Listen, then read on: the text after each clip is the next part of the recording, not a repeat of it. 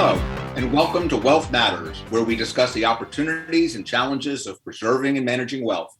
We are broadcasting today via remote access so that in light of the COVID-19 health emergency, we can maintain our social distancing and still bring you today's show. Please be patient if we experience any technical glitches. We hope that everyone listening is safe and healthy and doing what they can to protect themselves and our communities during this health emergency. Wealth Matters is presented to you by Kessler Solomiany, a law firm dedicated to resolving disputes involving your wealth, whether through your will, your trust, your business, or your investments. For news, pictures, and tips, go to our website at GaslewitzFrankel.com or follow us on Twitter at Estate Dispute. Our show's hashtag is Wealth Matters. Your hosts today are Adam Gaslowitz and Craig Frankel. And today our topic is, it's complicated, estate planning for blended families. Now it's time to introduce our guest. We're pleased to have with us today Henry Bowden Jr., partner with the Bowden Law Firm, and Brooke French, partner with Kessler Solomiany. Let me just start by having each of you tell the audience who you are. So Henry, why don't you take a second and do that? Adam, I'm, as you said, Henry Bowden. I am practicing in the firm of Bowden, the Bowden Law Firm. I'm in downtown Atlanta. I've been strictly doing estate planning and estate administration for about 45 years now. And Brooke, how about you? Good morning. I'm Brooke French. I'm a partner with Kessler Solomiany, and I have been practicing family law for almost 18 years. And so, Brooke, why don't we start with you? Because planning for blended families has got to start with somebody actually getting a divorce, and that's where you come in. How much estate planning actually gets discussed in the process of doing a divorce? Unfortunately, very little. And I think that's where you and Craig come in often. And we were talking before the show that oftentimes the estate planner comes in very late in the process, and we mention it very late saying, oh, hey, by the way, you should get your will redone. And as family law lawyers, we need to start doing that more towards the beginning to plan for whether you're going to have another family or you're going to have children in the future. That's something that folks who are getting a divorce really need to think about going forward. Let me switch that to Henry. So how many people are hiring you when they're getting a divorce proactive? And I say that because with I'm sure some notable exception, when you get a divorce, you don't yet have your new spouse or your new family yet. Some probably do, but most don't. So from my perspective, this is when you're going to be the most fair, certainly to your children. So Henry, how often are you being retained by divorcing couples to be thinking about the future and what could happen? Unfortunately, Craig, Brooke is correct. I have never in my practice been consulted in advance by a family law lawyer regarding what should this couple be doing in connection with their divorce, as far as asset splits, tax planning, planning for children. Now, I do have clients of my own who are getting a divorce, and I do discuss with them estate planning in connection with their divorce. But as far as referrals from family law lawyers about come and help my clients figure this out from an estate planning standpoint, zero. And I wish it were more, because I think we could solve a lot of problems in advance by getting involved at the beginning. Should divorce attorneys, as a matter of course, bring estate planning attorneys into the process at some point before you finalize? So I know a lot of the divorce revolves around how we're going to divide assets, but also how are we going to provide life insurance to cover certain things? Are we going to divide up assets with the kids, even though the parents are getting divorced? So should it be a part of the divorce process? Well, it is to that extent. So if there are minor children, or sometimes even children in the age of majority who are in college, we do provide life insurance for those children, to provide for child support, to provide for the necessities, health insurance, those types of things. So that's dealt with. But if you either don't have children, or if your children are over the age of 18 or have graduated from college and they're in their 30s, then there's no life insurance requirement then. So if you have adult children and then you remarry and your children are older, then there's no requirement that there's anything for those children once you've already divorced. May I add, Adam, that there are tax planning opportunities at the beginning of a divorce that are not there after the couple have become divorced. The marital deduction obviously is is taken away once the divorce occurs. Each of us has an exemption from estate and gift tax, and our exemptions are portable between spouses. But if you're no longer married, that portability, and when I say portable between spouses, I mean that if I make a gift to my children and my wife agrees to the gift, half of the gift is made by me and half of the gift is made by my wife, or vice versa if the wife makes the gift and the husband goes along with it. And so the ability to do some tax planning while the couple is still married is pretty important, and I don't see that coming up at all, I don't see it coming up very often.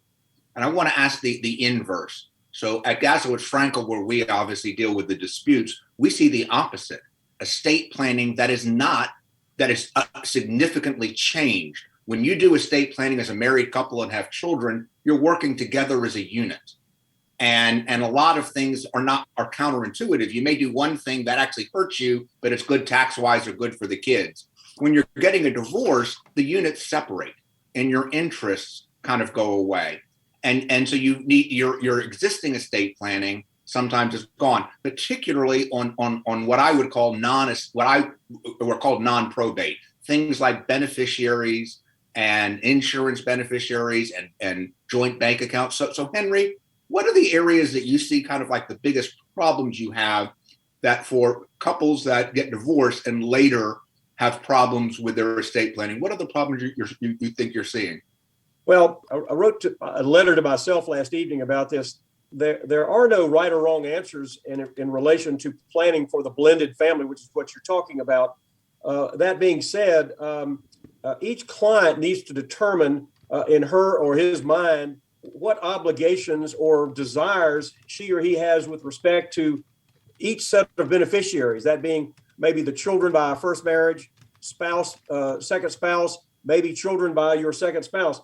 In other words, what are her or his obligations to each set of these beneficiaries in her or his mind? And should I fulfill those obligations with life insurance, IRA, securities, home, furniture? How should I fulfill those obligations? And so every situation is different, and so there are no right or wrong answers. But this is the approach that an estate planner should take, in my view.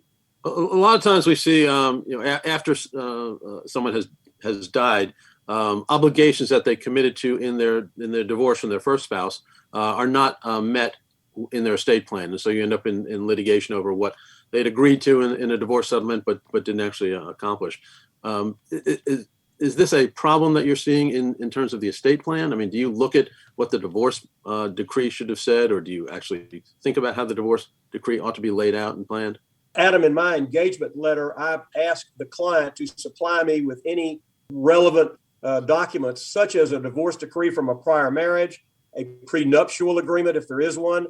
And one of the first items in the wills that I prepare in such cases is I got a divorce from my spouse in such and such a year, and there is a divorce or there's a settlement agreement in connection with that divorce. And I direct the executor to review the settlement agreement and to fulfill any obligations that I may have under that agreement or the prenuptial agreement. So Brooke, I do like to see these agreements when I'm doing estate planning so that I can refer to them in the will and make sure that the executor knows that there may be insurance obligations or other obligations which need to be fulfilled. Now, Brooke, let me go to you. So I think that's great, Henry, because I don't see that. One of the problems might be, though, that when the spouse dies 30, 40, 50 years later, there's not enough money in the probate estate to fulfill the obligations that were set out that they probably intended to do. But they didn't buy the insurance, or they spent all of the money and they lost it in the market, or it was a bad real estate market or whatever. When you're at the divorce mediation or discussion phase, do you talk about funding of future obligations so that there is actually a mechanism in place to guarantee that the estate planning can be carried out, or are clients reluctant to talk about that? So a lot of our clients are reluctant to talk about that because what we're doing at that point is often triaging the issues at hand. And it is so hard for our clients to think 5 minutes from now, let alone 5 months, 5 years, 50 years down the line. And so if there are minor children, they can think that far in advance, because they're thinking about, well, how am I going to fund child support? How am I going to fund health insurance? But they rarely think that far in advance. And so I tell my clients to immediately talk to an estate planning attorney, because one, they need to change their documents, because if they had a will, they need to change that will, because that will probably said, I want everything to go to my spouse and then everything to go to my children. And we need to change that immediately, in addition to their 401k beneficiaries and all their other beneficiaries. They want to make sure they have something in place that says, I don't want it to go to this person anymore because we got a divorce. But they need to think about the future in terms of how they're going to fund things for their children now that they've gotten a divorce, because their financial situation may have changed.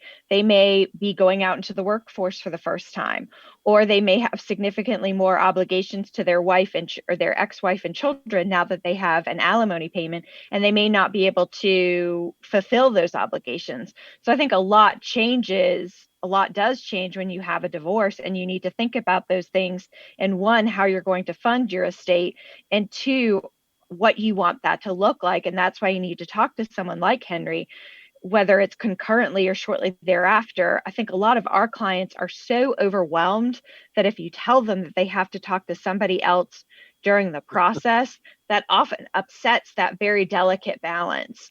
And so there are some clients that can handle it, but there are others who just can't. And so we just have to balance that apple cart so delicately when we're doing this. Do you ever see in divorce discussions talk about treating the kids fairly after the marriage is ended? You know, if there are kids from multiple marriages, you know, sometimes it's not a second marriage, it's a third marriage, a fourth marriage, and there are kids from multiple marriages. There are step kids. Is there any discussion in the divorce process? I know there is in the planning process. I'll get to that in a second. But how do you deal with that in divorce? There is, you know, I'm thinking of a few cases now where there's a child from a prior relationship. Then there are children that the couple had together, and then that couple divorces. And the parent took that first child under his or her wing that is not their biological child, and continues to provide for that child, even though there's no obligation to do so. And that causes some angst or some discord when that person stops providing for that child, because there's no legal obligation to do so. And so we have a lot of that come up, particularly when that child is no longer under the age of 18. And so the fairness, what is fair, right? And we talked about this the other day, that sometimes you have to think about, well, what is the age of the child? If you have a child that's 6 and you have a child that's 26, well, the 26-year-old has already gone through college. The 26-year-old may have already gone through grad school. The 6-year-old is going to need a lot more from you financially than a 26-year-old.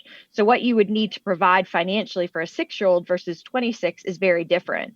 And so it may be fair to provide more financially for a 6-year-old than it would be for a 26-year-old, because that child just needs more from you financially.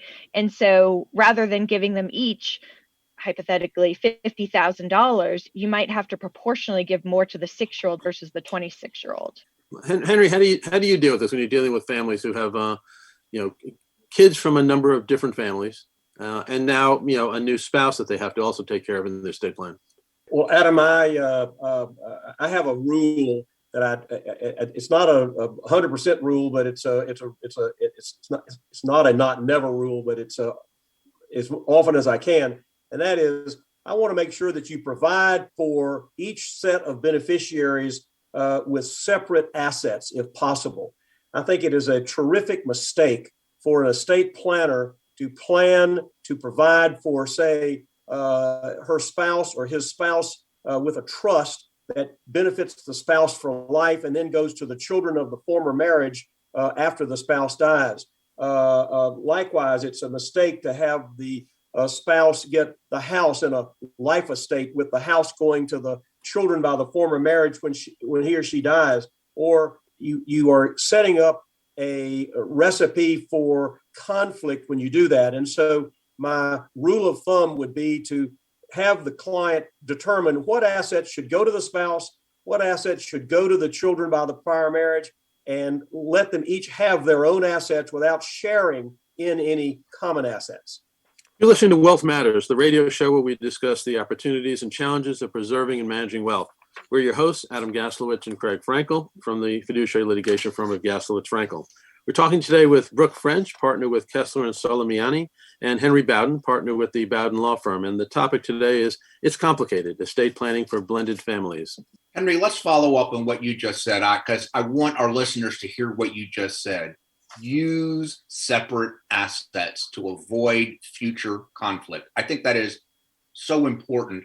But talk to our clients what some separate assets are. I see, as an example, that if you do a 401k and you forget to change the beneficiary, it automatically terminates because you got divorced. But not true necessarily with life insurance or bank accounts or anything else.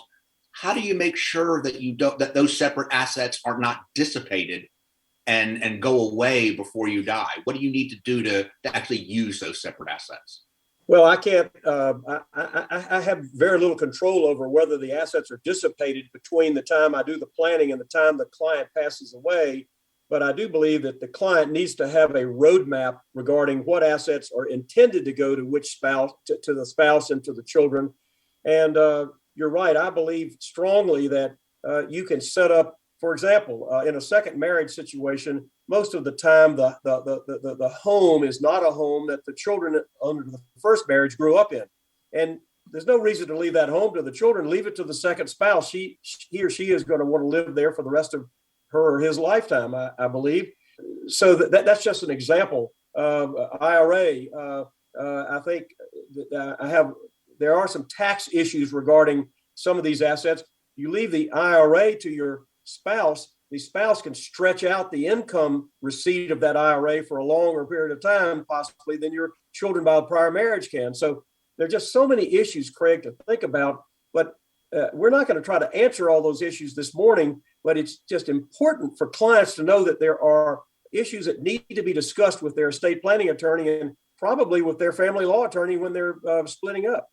Let me follow up on that. And you talked about trying to avoid conflict by using separate assets. Another big issue we see is who is chosen to be the executor or trustee or some other fiduciary.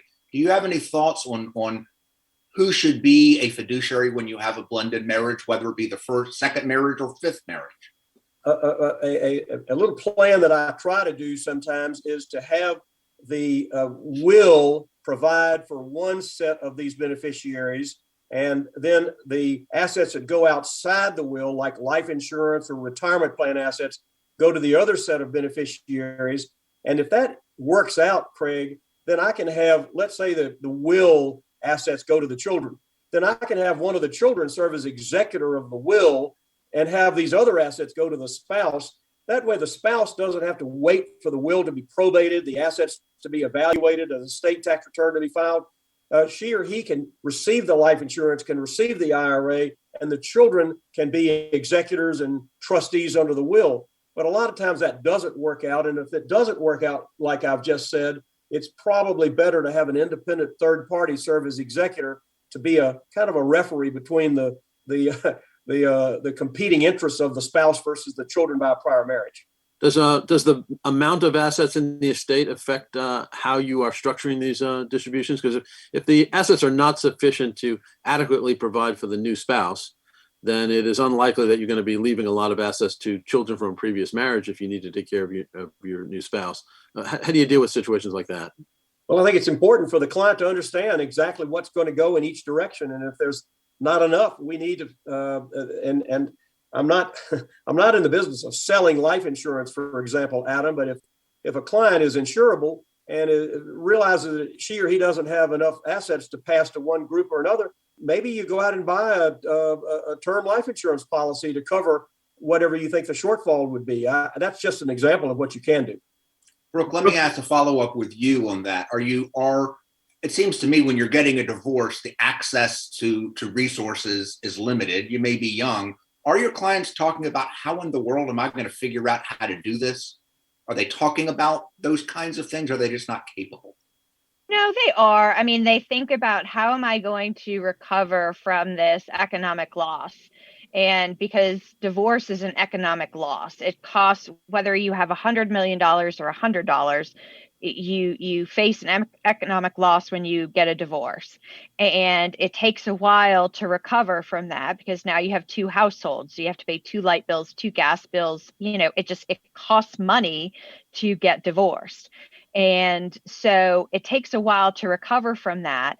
And then there's a snowball effect of, well, now how am I going to pay for this? How am I going to pay for that? And then there's the cost of the children if you have children. And how am I going to save for retirement if you are 50 or you're starting a new job at the age of 50 and you hadn't worked. So there are so many things that people are thinking about. How am I going to save for retirement? How am I going to buy a house? How am I going to pay for my kids' college now that I'm responsible for paying for college?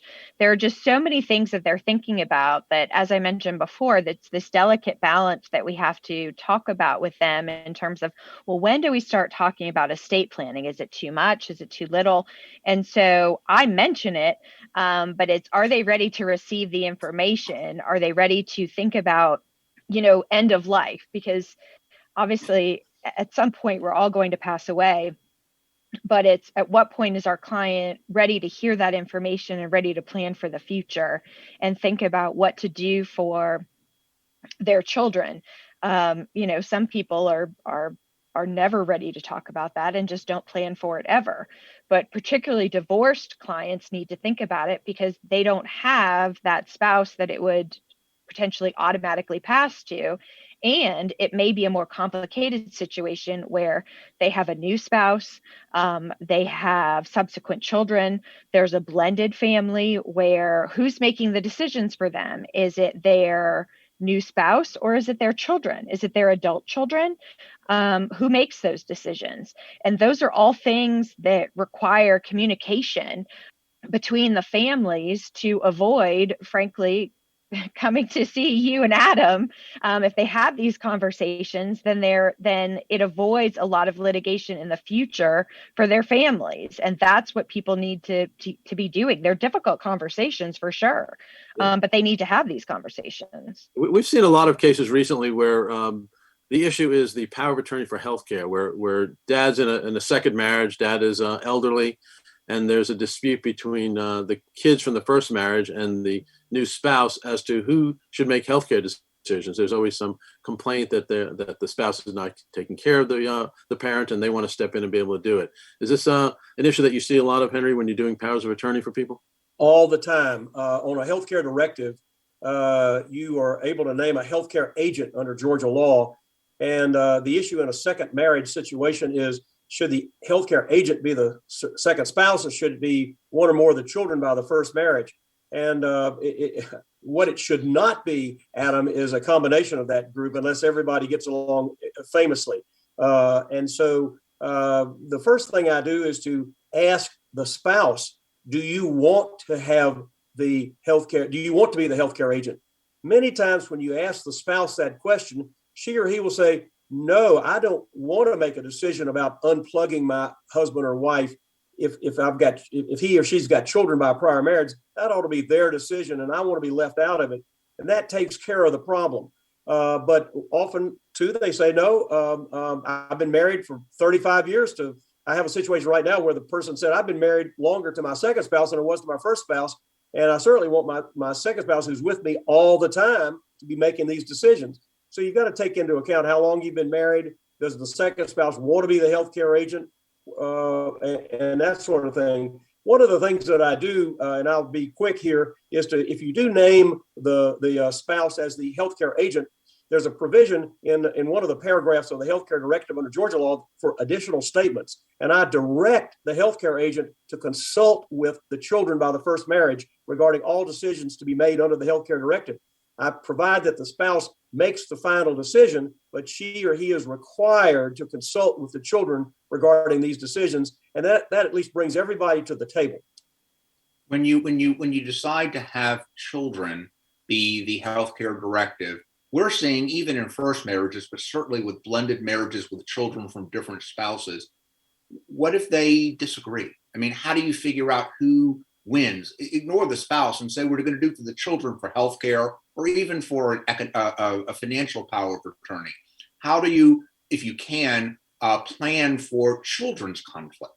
Craig, it's a difficult way to plan for it. And I just generally speaking provide, and I know this sounds like a superficial answer, that the children jointly will make a decision regarding healthcare. And they've just got to come together on this issue. They just got to do it.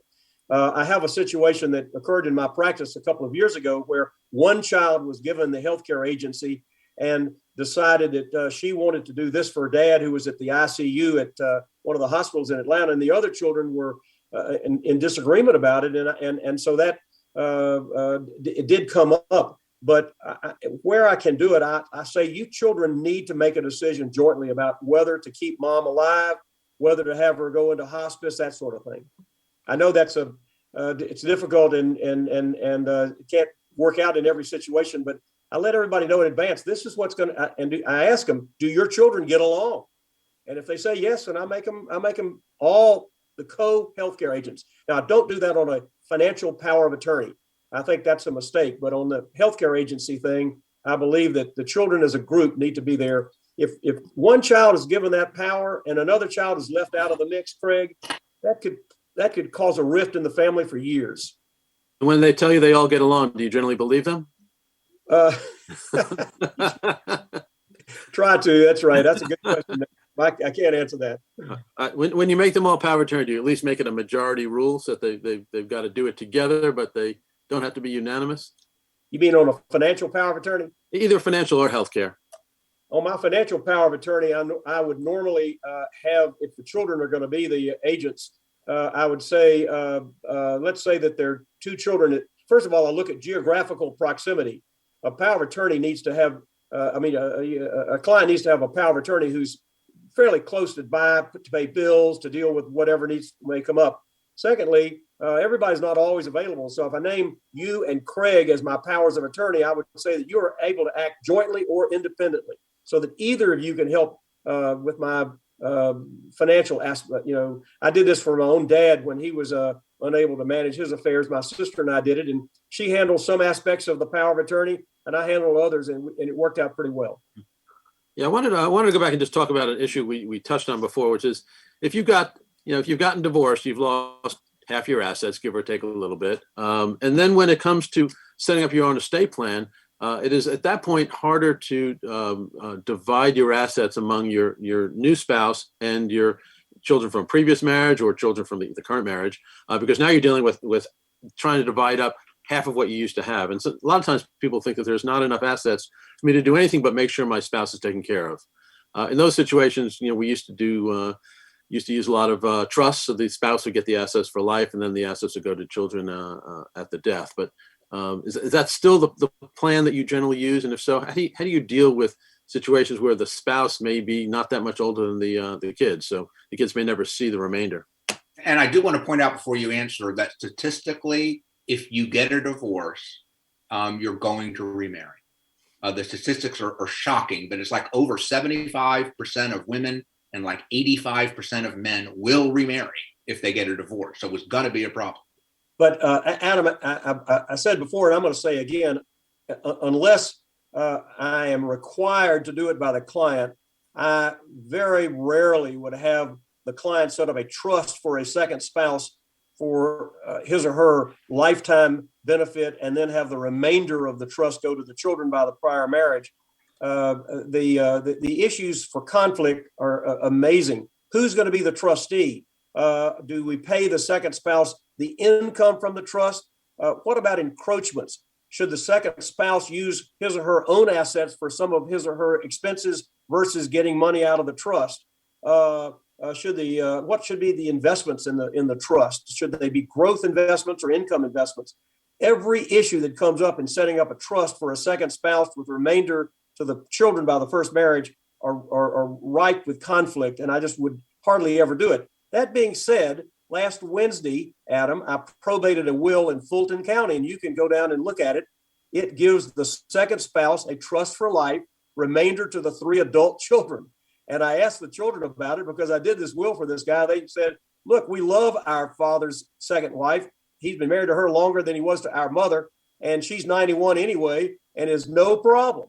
But that's the only time that I've done that I can remember in my career. It's just not a good plan. Brooke, I want to shift back to you.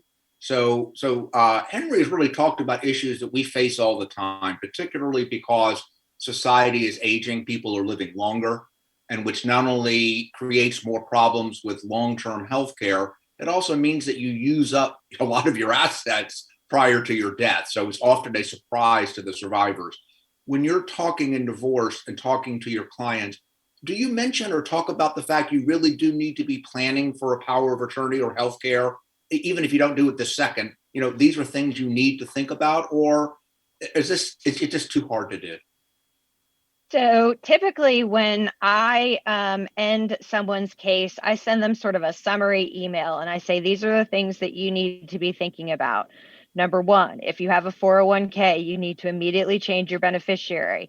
Number 2, if you have a will, this is, you need to call someone and you need to have your will changed immediately. Before you change your will, and I realize this may not hold up in court, but you need to send an email to anybody and everybody and say, look, I just divorced so-and-so. I do not want so-and-so to inherit anything from my will. I'm in the process of getting a new will.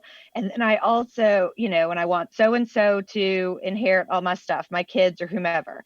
I also tell them to say, look, I have a power of attorney over my healthcare. I have a power of attorney over my finances. It used to be my husband or my wife. I just got divorced on this date. I don't want them to do it. So I send them a whole email telling them, these are the things that you need to change immediately. These are the things that you need to be thinking about for the future. You need to think about who's going to be making your healthcare decisions. You need to think about who's going to be making your financial decisions if you have an issue. If you both had a funeral burial plot together, those are the and so I send them this summary email telling them all these things that they need to be thinking about. Do they listen to me? I don't know, but at least I tell them these are the things that you need to think about, so that they have it on their horizon, that those are things that they need to consider dealing with. Do you talk to them about doing some of those things even before they're divorced? I mean, people die in the middle of divorces all the time. We see those cases a lot where someone who wasn't supposed to inherits because they weren't divorced yet. Correct. That does happen. And if they die during the middle of the divorce, then there's nothing, then there is no divorce. So the things stay with that person. So can they do that kind of planning while they're still married, but in the process of divorce? Can they do new powers of attorney at that point? Can they do a new will at that point? Or at least something to tie them over? I had that case where the woman, my client, was very ill. She had several illnesses where she was chronically in the hospital, and the power of attorney, the healthcare proxy that was on file at the hospital said that her husband was going to be making decisions, and that was very scary for her. And so we had to get that changed in the middle of the case to say that it would be her sisters making the decisions, not her husband. And so we've certainly had to address that in the middle of the case to have that so that he was not making decisions rather than her. So that's certainly something that we address, but frankly, it's not something that we address. We address it acutely, not systematically. May I interject something that Brooke might want to add to her memo or her list? And this is a professional issue between attorneys, but it's very important for the family law attorney to understand that the estate planning attorney may have been representing the couple as a couple up until they get into a divorce mode. And then the estate planning attorney probably cannot continue to represent the couple as a couple, or either one of them, unless there is a full disclosure of the situation. And so clients need to understand that they just may not be able to go back to the lawyer that handled their estate planning before they were separated or were thinking about getting a divorce. I have a situation right now where this couple called me the other day. I've been representing them for about 5 or 10 years. And I was ready to talk about a new will for them. And they said, we're going to get a divorce later this year, but we want you to continue to handle both of our wills. And so I sent them a very lengthy letter indicating what pitfalls there were and I needed their consents and so forth. But otherwise, I was going to have to send them to 2 new attorneys because I couldn't continue to represent them. So it's very important for folks who are contemplating this to understand that the longstanding family lawyer may not be able to continue to be their family lawyer if they're no longer a family. I do tell them that and advise them strongly. Look, whatever relationship you had with that person, it is in your best interest to get a new lawyer. It is your best interest to get a new CPA because that person may inadvertently say something or, do something and not realize it. Say something to you or say something to the other person. Oh, I found out that so-and-so got a new job. And that could trigger a modification of child support. Or, oh, I heard that so-and-so moved to such and such with her husband, and that triggers, a modification of parenting time.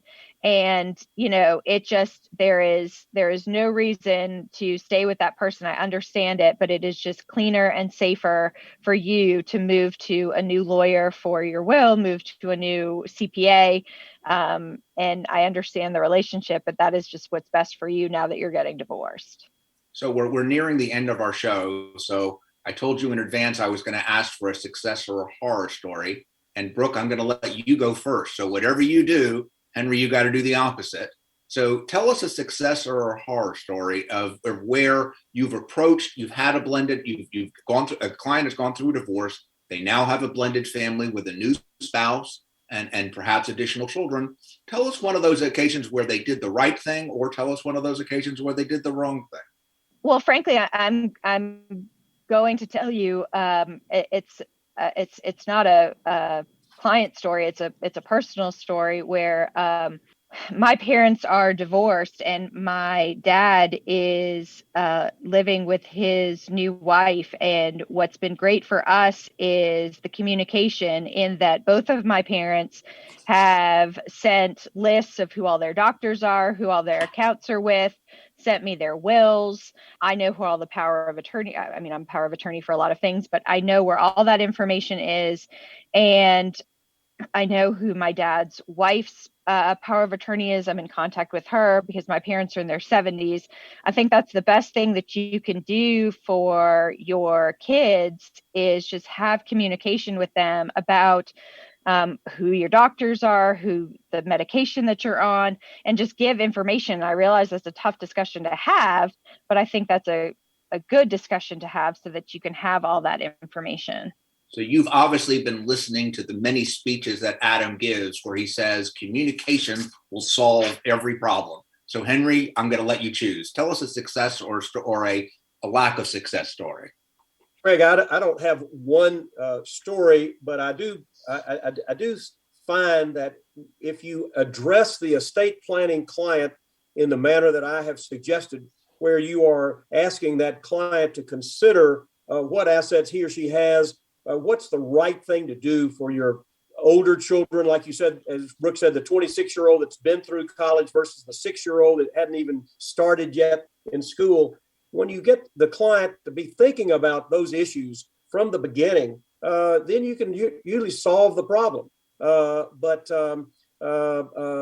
it's if you don't know the right questions to ask or to pose to the client, you're never going to get the right answers, in my opinion. And so that's so important to understand how to approach these client interviews.